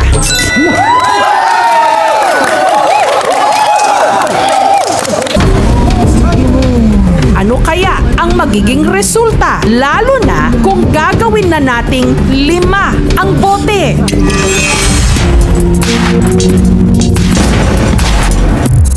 Kapag nahirapan po ako sa pag-iisip, sumasakit po ang noo ko, ang parte po dito.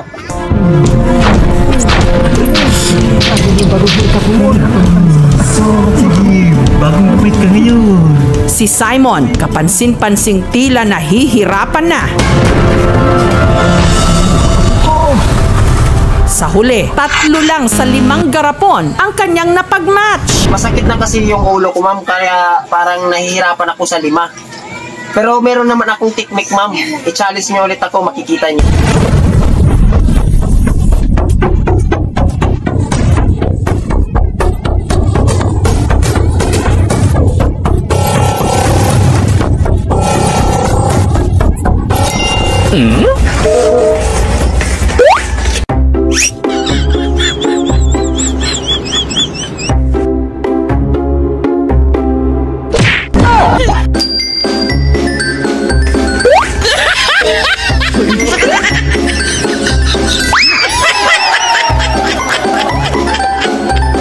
Yan kasi ang magandang technique ko, yung batukan ako sa ulo kasi agad-agad bumalik yung kakayahan ko. Malaman ko kaagad, biglang mapasok sa isip ko na pabilisan at malaman ko agad at tumpak na mahuhulaan ko talaga yan. Saka sa huli ma'am, naisip ko, why not kung nakakahula ako, nababasa ko yung isipan, pagpraktisan ko siya na magiging magic. Nag-concentrate ko ako, tapos yung napalabas ko yung parang 2 hula, nagpaksak ko sa lupa at nagiging maliit na swimming pool.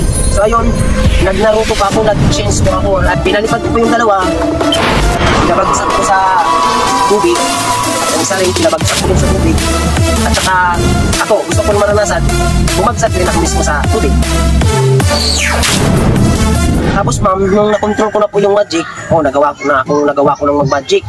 Tapos, merong nagpamalas sa aking magic at saka naging palpak na. Dahil nung nagkakapi po ako,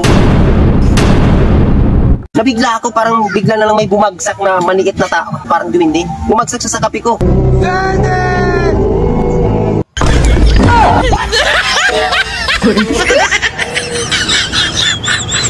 Tinignan ko, uy, yung parang kamukha ko pa. Hoy! Pagkatapos nun, nagay lang doon, wala na yung magic ko. Di ko na alam. Ayun, nagsinubukan ko naman mag-ulit ng mag-magic. Nag-magic ko dito, yung sa gitna, yung puno. Tapos, tumagos ako sa kabila, nagiging wala na akong damit.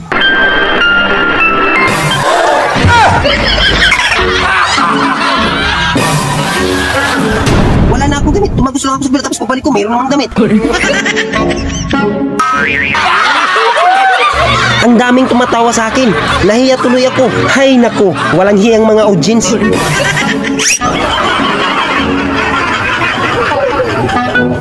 Sobrang gulat na gulat talaga ako dito. Di ko alam kung paano nangyari to. Pero isa lang ang sigurado ko, yung maliit na tao na bumagsak sa kapi ko. Pero may naisip ako, isa itong sumpa. Kailangan tanggalin ko ang sumpa na to. Isang kabaliktaran lang ang kailangan.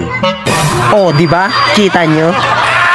Ang gusto ko sana kasi ma'am, pag tumagos ako, mapalitan yung damit ko, yung maganda at mahalaling. Bakit pagpunta dun sa dulo, wala akong damit? Anong kala niya sa akin? Papuntahin niya ako, patrabahoin niya ako sa club? Ano ang gagawin ko? Imbis na magpa-action star, magiging matlancer ako? Na parang yung malaki, yung hindi dito malaki? Yung buyag-buyag yung malaki? Nababasa ko rin po ang iniisip nyo. Ang ating utak sadyang makapangyarihan. Nakailang ulit na naming naikwento rito ang kaso ng mga nawawalang damit panloob ng mga babae. Ngayon naman, pati pala damit panloob ng lalaki. Palaisipan ngayon sa mga tiga-barangay pinaglabanan sa bayan ng Goa sa Camarines Sur ang kwento tungkol sa isang lalaki na sunod-sunod daw na nawalan ng kanyang mga brief. Sabi niyan po sa may sa loob yun, sa may tubig, malapit sa tubig.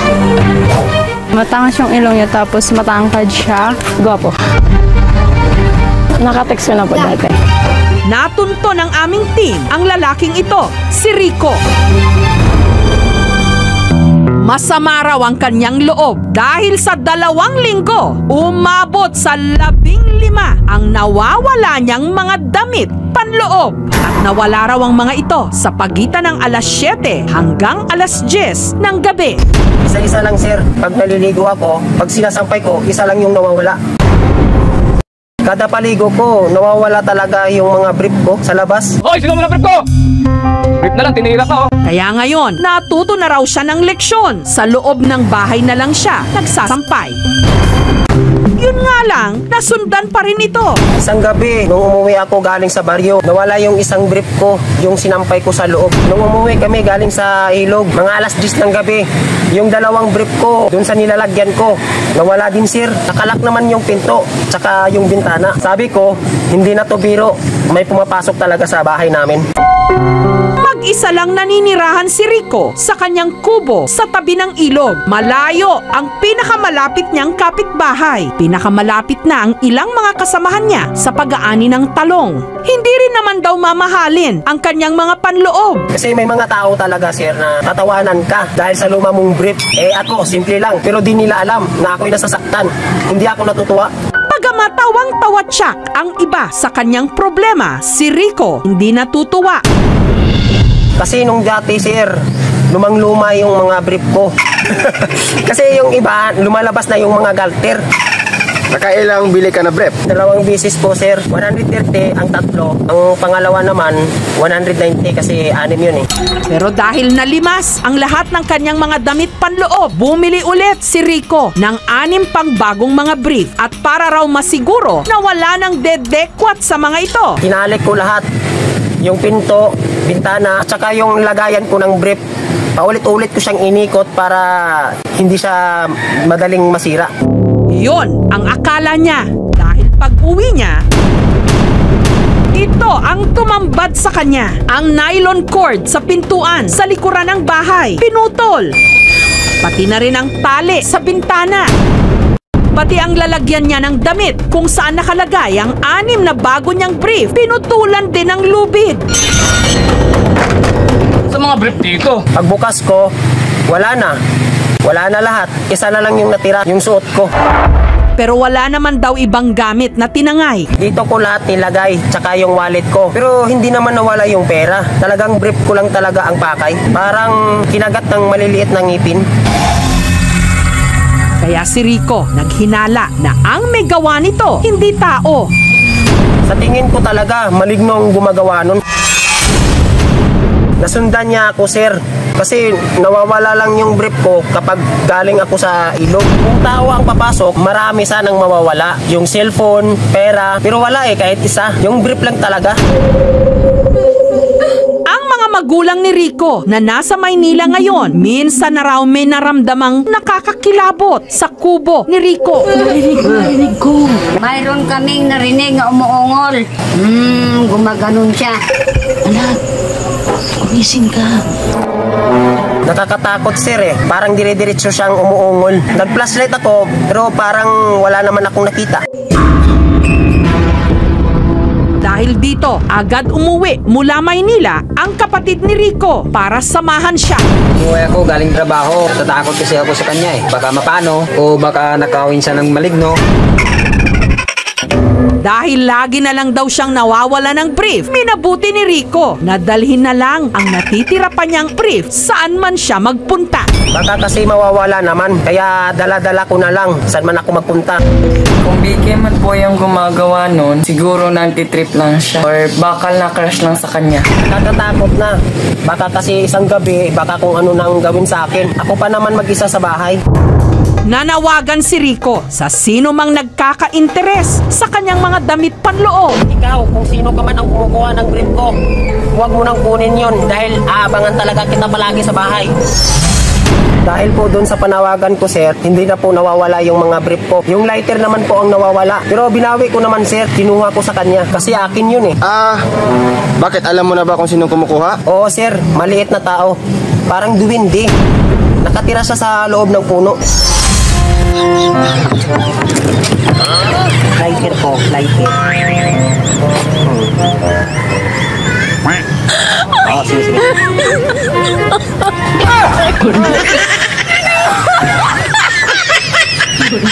Okay. Akin po. Tapos, ginamit ko na po yung lighter. Nagsindi po ako ng paputok, sir. Kaso, pumalpak ako. Nasabugan po ako.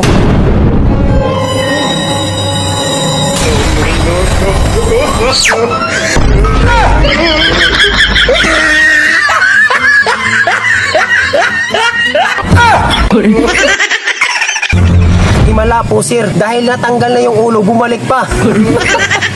Hindi ko talaga alam, nakaya ko pala nun. Parang himala talaga, parang imposible. Tapos inulit ko pa, sir. Sinubukan ko ulit tanggalin yung ulo nung sumayaw ako. Pero always fresh like body ng babali ng legs.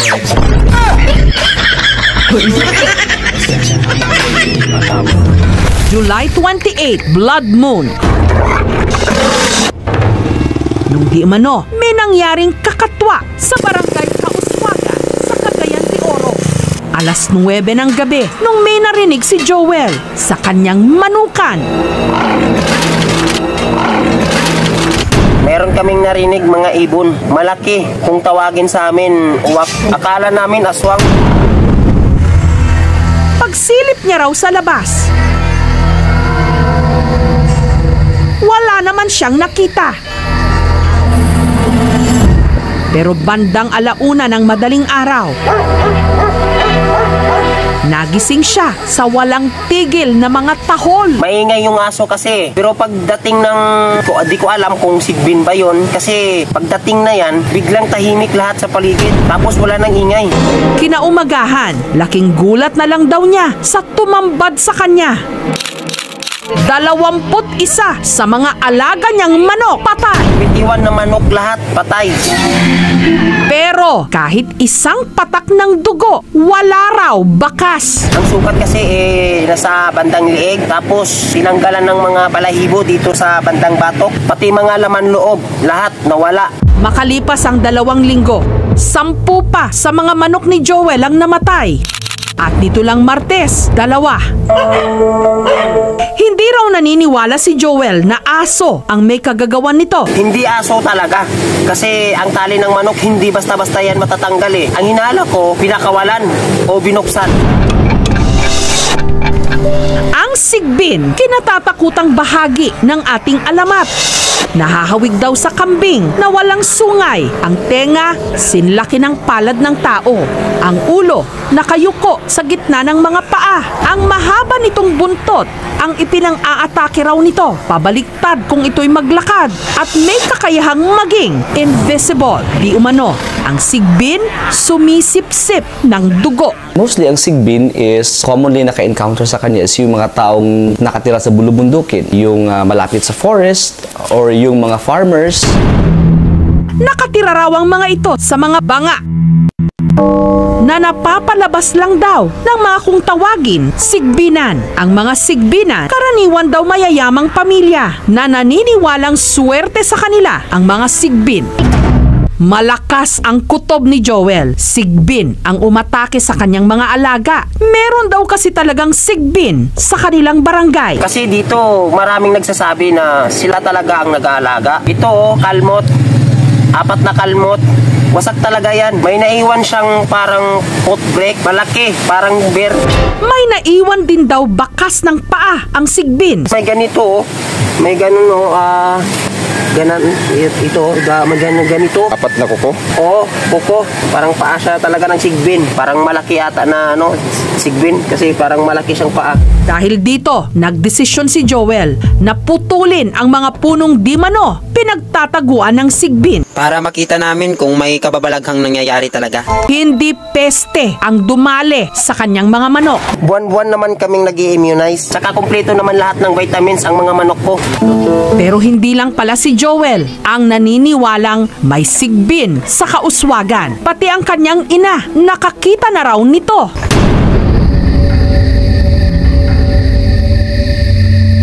Nakita na naman sigbin. Yung malaking pulmon. Kulang ako lang nakakita dito. Pakairog gid siya. Dako kasi dalunggan. Itong pagtaraan ako kung nga dili man iro pod. Sigbin jud siya. Munana mura siya iro.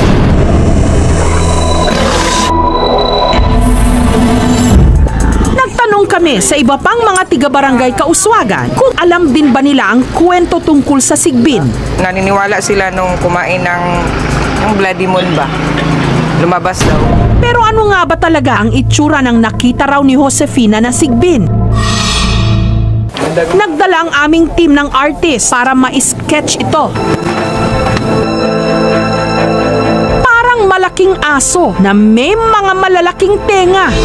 Wala pa akong nakitang ganyan na klaseng hayop at hindi namin pinag-aralan yan sa veterinary medicine na may ganyan na species. Mula raw nung nangyari ang insidente sa manuka ni Joel, mas lalo raw nilang pinaigting ang pagroronda tuwing gabi.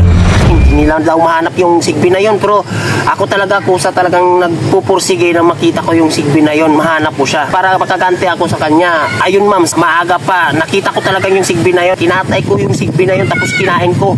Pero pagka isang linggo, parang unti-unti ko siyang naramdaman sa mga katawan ko. Parang nagkakaroon ako ng magic. Kasi yung isang kapatid ko talaga namamangha. Bilib siya talaga sa akin. Hindi siya makapaniwala kung paano ko yun nagawa.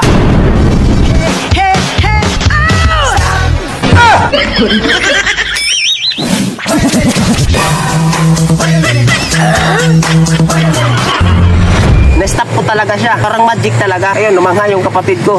Bilib talaga. Tapos ma'am, si uncle ko, numangha din siya. Namamangha siya na parang natatawa. Hindi kaya, no? Kaya to. Sabi ko, maghulog ka ng 5 para automatic na aakyat ako. Hulugin lang ba 5? Simple lang to.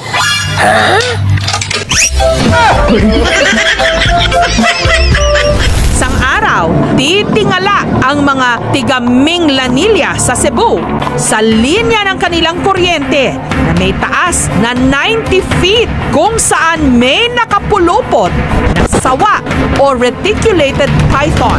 Sa Cebu, bigla na lang may isang ahas na pumulupot sa kable ng kuryente. Kinatakutan nito, bagamat marami rin ang umaangkin. Ito ang kwento kung paanong nang dahil lang sa isang ahas, buong komunidad nagkagulo. May haba itong 6 feet at lapad na 4 inches. Kaya halos magka-stiff neck nga raw ang mga tao at motorista sa kakatingala nito lang Martes. Nagkanda buhol-buhol pa ang traffic, lalo pat anumang oras, pinangangambahang baka malaglag ang ahas. Ang ilan sa mga nakiusyoso, imbes na sa daan nakatingin, sa ahas nakatitig. Kaya ang resulta, banggaan. Lahat ng ito nang dahil lang sa isang ahas. Mahigit 4 na oras daw nagpagapang-gapang at parang hindi mapakali ang ahas sa linya ng kuryente. Nung mga oras namang yon, saktong napadaan si PO3 Humphrey Alicaya na off-duty na nung araw na yon. Nung nakita daw niya ang ahas, agad siyang rumisponde. May nakikita daw sila na malaking sawa, singlaki ng paa. Kaya nakisusi ako doon kung talagang totoo ba na malaki talagang sawa. At talagang pumunta ako doon para malaman ko kung talaga bang malaking sawa ang nakikita nila. Ang kagawad namang si Ray Del Socorro, napansin na daw ang nagkakanda buhol-buhol na traffic. Kaya agad siyang pumunta para alamin ang problema. At doon na rin niya nakita ang ahas. Ang naisipan niyang solusyon, gamitan ng airgun ang sawa para lumuwag ang kapit nito sa kable. Traffic na kasi dito kaya para makuha ang sawa, tinawagan ko na lang po yung kapitbahay para ipadala dito yung airgun at para makuha na yung sawa na yun. Ang unang nagtangkang bumaril sa sawa, si PO3 Dante Ramas. Isa pang rumesponding pulis gamit ang airgun ni Kagawad Ray. Pero nagminti siya. Kaya to the rescue si PO3 Humphrey gamit ang kanyang sariling airgun. At sa pagkakataong ito, tinamaan niya ang buntot ng sawa. Paglilinaw niya, hindi raw niya talaga intensyon na saktan ito, kaya buntot lang daw nito ang kanyang inasinta. Nais rin daw nilang ma-rescue ang ahas dahil baka makuryente ito. Di natin alam, baka biglang bumagsak yung sawa at baka makakagat ng tao. Buti na lang kung matapang yung tao, maglalabanay sila, lalabanan niya. Gaganyan, pak. Ang ibang tao kasi, sobrang tapang sa mga sasawa kasi papulutan lang yan nila At may ibang tao naman mabait, yun lang po ma'am. Baril nga ang ahas, pero hindi nito niluwagan ang kapit sa kable. Lalo pa nga itong lumingkis. Nagsimula na ring dumugo ang buntot nitong tinamaan.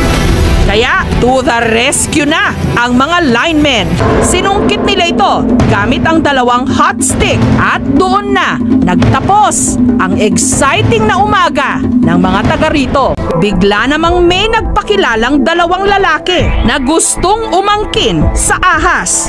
Si Carlito na nag-aabang daw noon sa ilalim ng kable at may dala pang sako para paglagyan ng sawa kung sakaling malaglag ito. Balak daw kasi niya itong gawing pulutan. Buti na lang nasungkit na nila yung sawa ma'am at saka hindi na nakaproviso ng tao. Tapos ligtas naman po ang ahas na pagbagsak niya kasi mababait naman kasi yung mga tao dito ma'am. Yun lang yung mga sinasabi kong nagpupulutan, di ko alam kung saan mga planet yun. Pero basta kami mababait dito. Ako nga, nagpicture-picture kami ng pamangkin ko, yung kapatid ko. Nagpicture-picture kami. Hindi ko na malaya, nahawakan ko na yung ahas. No, no, no. No, no.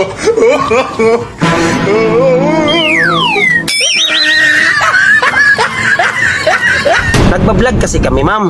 Kaya di ko na malayan, sawa na pala yung nahawakan sa content namin. Tapos, yung isang video ko po, ma'am, hindi ko alam na ano, parang sa isip ko, parang na mali na siguro na ano na sa loob ng isip ko, parang gutom yata ako. Kasi, nung nag-vlog ako, akala ko, yung paglabas ko sa bahay, biglang nagulat ako, ma'am, kasi ang laki ng ilog. Ang laki. Tapos yung pagbagsak ko, naku, lupa lang pala.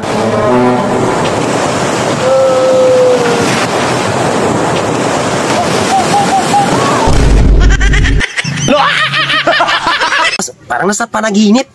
Oh, parang panaginip talaga. Anong nangyayari sa akin? Sa gutom lang siguro to. Kasi ma'am, ikaw interviewer ha, wag kang tawa-tawa dyan. Kasi ma'am, alam mo kasi, siguro sa lipas gutom siguro ma'am, parang nasa panaginip yun eh. Paano mo masabi? Isang bisis lang naman siguro nangyari yun.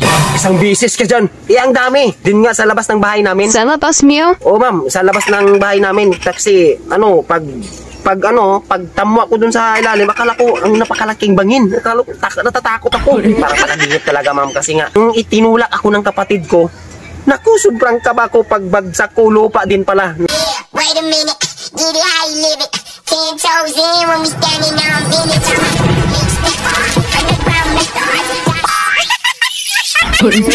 Sa gutom lang yan. Ayun na nga sinasabi ko sa iyo. Kasi kapag lipas gutom ka, kung ano nang mapapasok sa isip mo o ano nang mangyayari sa paningin mo. Buti na lang yung kung paningin mo, ganyan lang.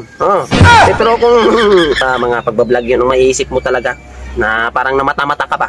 Buti lang kumuta yung makikita. Paano kung namamata-mata ka tapos makita mo aswang na, lintek na, dalaga na. Sa murang edad, nakakailang relasyon na raw. Siya si Ralph.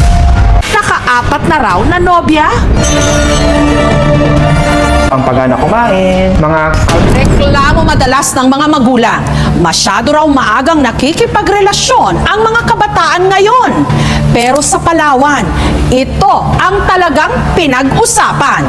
Dahil mukhang masyado raw talagang batang nakipagrelasyon ang isang taga roon. Marami ang naaalarma na pabata na raw ng pabata ang mga nakikipagrelasyon ngayon.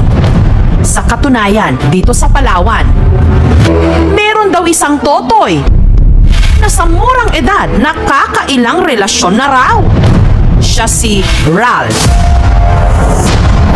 3 feet 6 inches lang ang height, pero dahil daw sa taglay niyang baby face, naka-4 na raw na nobya.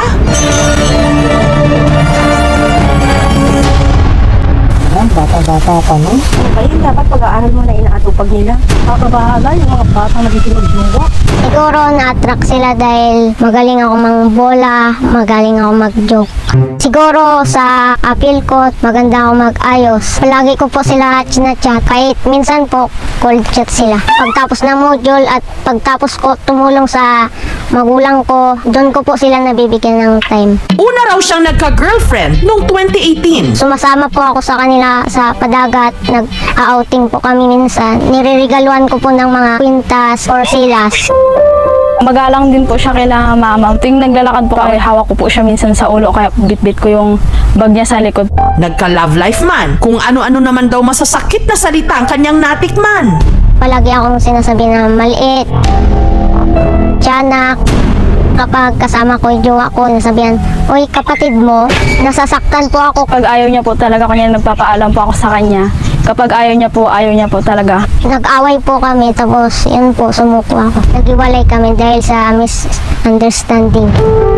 Si second girlfriend nakilala ko sa online. Umabot pa kami sa Mansari. Sabi ng tito niya, paano na lang kung mag-asawa kayo? Paano mo siya bubuhayin? Akala nila hindi ko sila kayang ipagtanggol. Bigla kong kinatay yung cool. Tapos naramdaman ko po biglang lumungkot. 18 years old na si girlfriend number 3. Nakilala ko sa online sa comment section ng KMGS. Umabot kami sa Mansari bago kami nag-break. Iniiwan din ako kasi maliit ako. Sana hindi ako maliit para hindi ako iwan. Sa kasalukuyan, in a relationship uli si Ral. Lapit na po kami magmansary ngayong January 28. Nakilala ko po siya dahil sa aming online ministry. All and off kami palagi. Minsan, pag nag-aaway kami, umiiyak ako. Gayunpaman si Ral, big boy na raw. Sa nag-iisip na hindi ako tuli na po ako. Yung ibang ang matatanda dyan, hindi pa nagkakajowa. Ako nakaapat na. At ang sikreto raw ng kanyang pagiging matinik. Maayos din ako manamit. Hindi ako masyadong tinitig-iyawat, naghihilamos ako. Katulad ng iba, mahilig sa laro si Ral. Mahilig ako mag-online games. Minsan, pag oras ng pagkain, hindi po ako kumakain. Nakikisali po ako sa mga bata, like naglalaro po sila. Pero kung naaalarma na kayo na ang ganitong baby face, nakaapat ng relasyon, huwag daw masyadong maeskandalo. Dahil si Ral, sa maniwala kayo't hindi, nasa hustong gulang na. Dahil ang mas malalim niyang problema, hindi ang kanyang buhay pag-ibig. Pero ang katotohanang mukha pa rin siyang bata kahit sa totoo lang. 18 anyos na siya. What?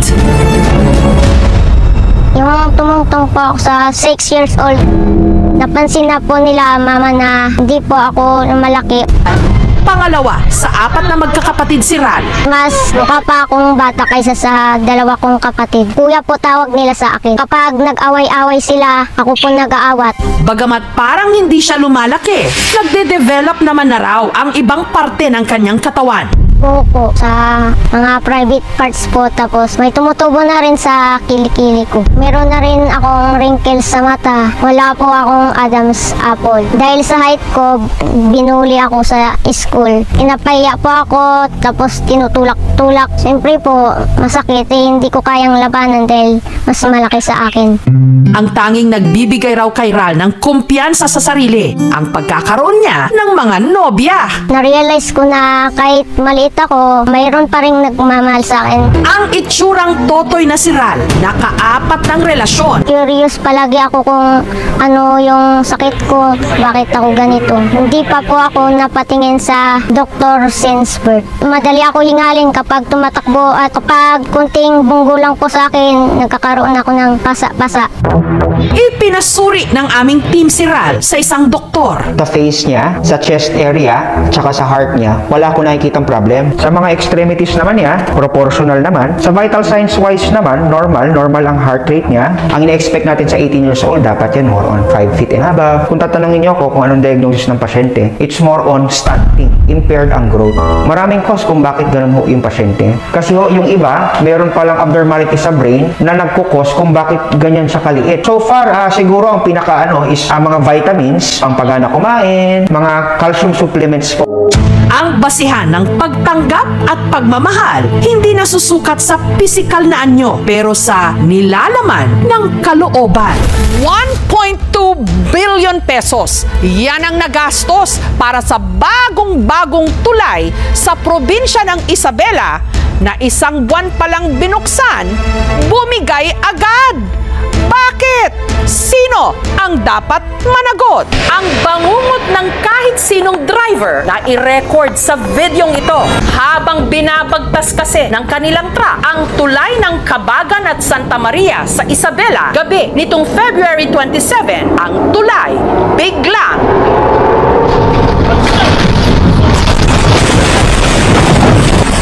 bumigay. Grabe talaga. Isang dump truck, saka isang kotse po. Maganda lang sa view pero ang truck hanggang ngayon nakatiwangwang sa nasirang tulay.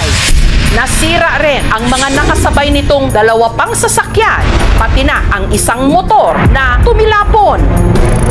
990 meters o halos 1 kilometro ang haba ng Cabagan Santa Maria Bridge.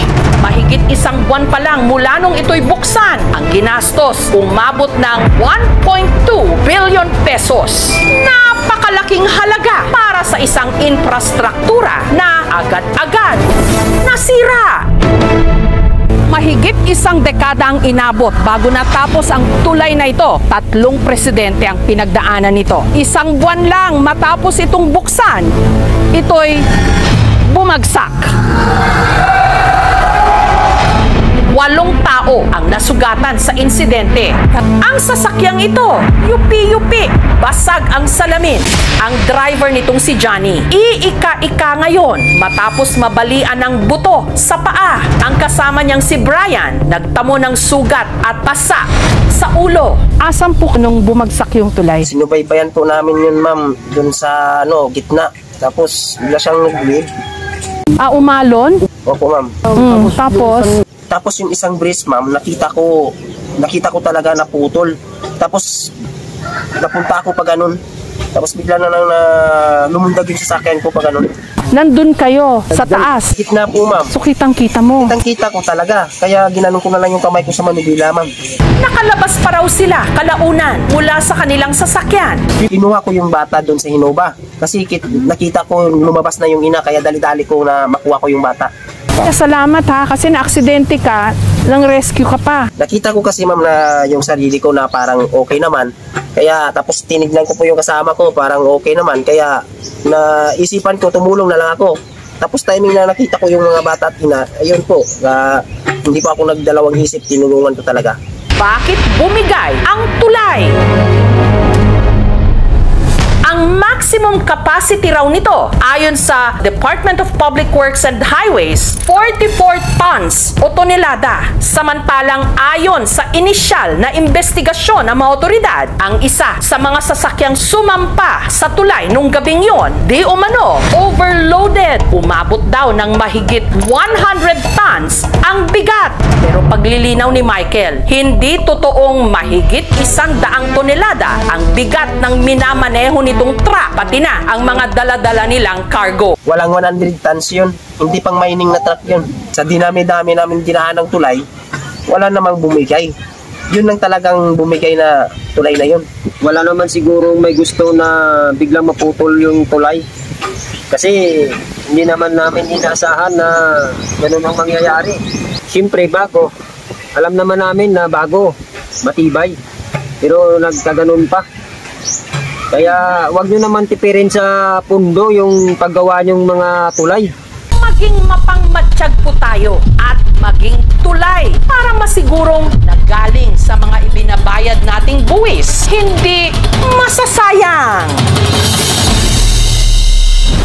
5 taon ng katuwang ng magsasakang si Baynola sa kanyang palayan dito sa Ampatuan, Maguindanao del Sur, ang alaga niyang kalabaw. Ang pangalan ng kalabaw ko, ma'am, si Tisoy yan eh. Tapos, bata pa lang ako, katuwang ko na yan sa paghahanap ng buhay. Parang anak na nga raw ang turing niya rito. Katuwang na namin yan sa paghahanap buhay.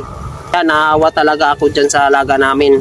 Kasi sa daming kalabaw, siya pa po ang natamaan sa pag-crash ng plane. Kamakailan nga lang, abot langit pa ang kanyang tuwa nung nanganak ito. Kaya nalulungkot po kami, ma'am, kasi Pero hapon itong Huwebes, ang kanilang galak napalitan ng panlulumo. Ang nguso kasi ng alaga nilang kalabaw natapyas matapos itong tamaan ng bumagsak na eroplano. Boom! Sobrang lakas po, ma'am. Akala ko po nga, bomba yung sumabog. Paghahanap buhay namin, yun ang katulong sa amin. Kaya nakakalungkot po talaga kasi parang nawalan kami ng hanap buhay. Saan nanggaling ang nag-crash na eroplano?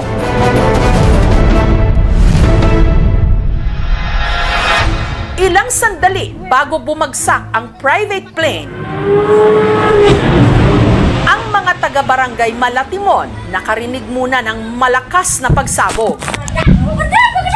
Boom! Sobrang lakas po, ma'am. Akala ko po nga, bomba yung sumabog. Nakita ko po yung pakpak ng airplane. Natapon doon, nagkahiwa-hiwalay na po. Pati yung katawan. Tumakbo na po kami, ma'am. Tiningnan po namin yung airplane. Tapos parang 6 o 4 lang katao yung kasya. Ano po itsura ng mga tao? Mga malalaking tao, mga foreigner pala. Yun, nanginginig pa nga ako sa takot. Gayunman, pirmi silang nakadistansya. Natatakot din kami, ma'am. Baka sumabog pa yung airplane. Nangangamba sila, lalo't ang crash site, ilang metro lang ang layo mula sa mga kabahayan. Ang 4 na sakay ng eroplano, pare-parehong sinawim palad. Dahil sa palayan bumagsak ang eroplano, maswerteng walang sibilyang nadamay, maliban na lang sa kalabaw ni Baynola na nahagip ng katawan ng bumulusok na private plane. Ang kalabaw namatay. Paghahanap buhay namin, yun ang katulong sa amin. Kaya nakakalungkot po talaga kasi parang nawalan kami ng hanap buhay. Samantala, umaga nitong Biyernes, na-retrieve na ang mga labi ng 4 na sakay ng eroplano. Nung namatay na po yung kalabaw namin, ma'am, tapos binayaran kami ng mga foreigner. Tapos yung pera naman po, ma'am, ginamit ko po yun sa sa pamasahe ko po papuntang Maynila, pamuntang Amerika. Sasali po ako ng EGT Got Talent. Tsaka may video po kami, ma'am, kasi nag-video po yung pinsan ko. Ito po yung video, ma'am, na nakapag-video po kami. Ito po.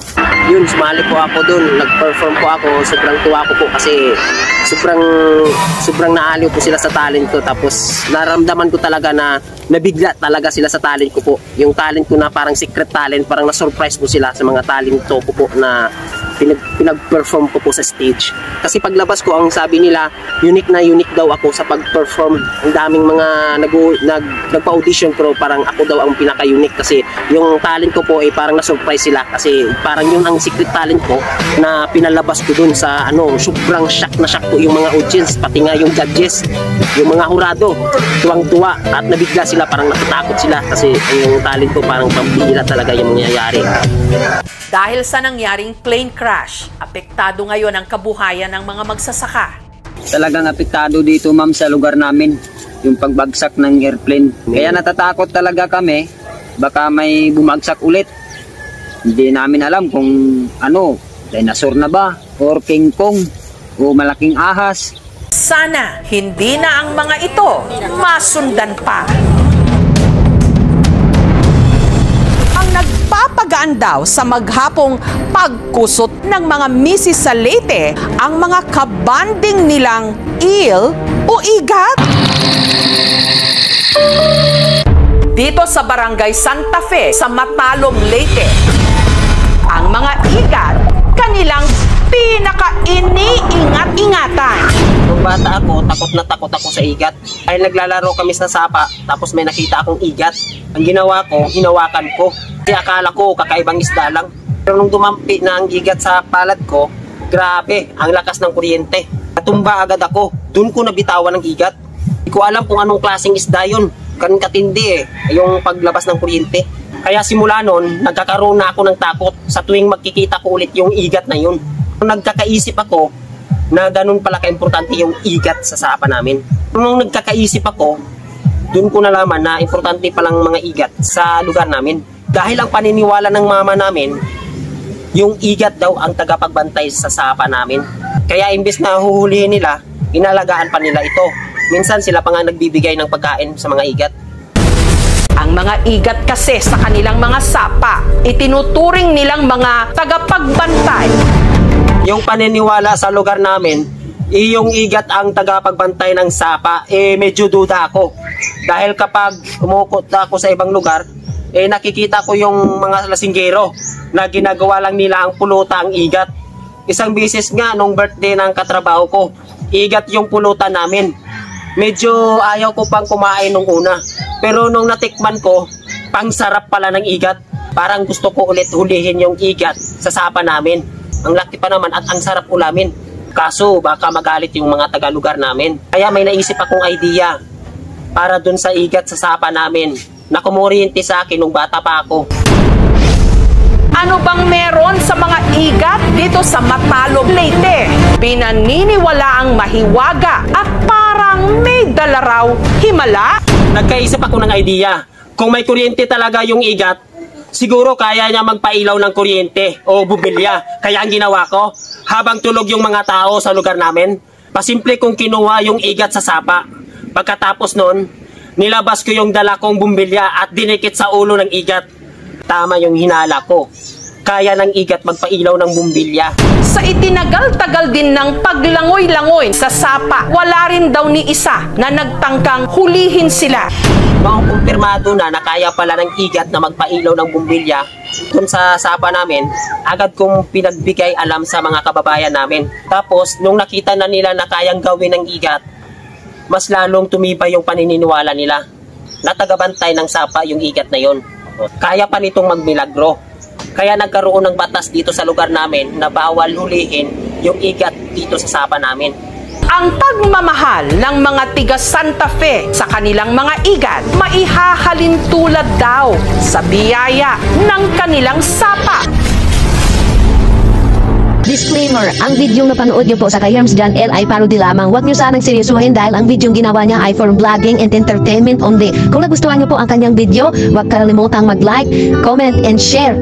At kung bago ka pa lang sa kanyang channel or page, mag-follow na po or subscribe dahil para lagi kang updated sa mga panibago niyang parody videos.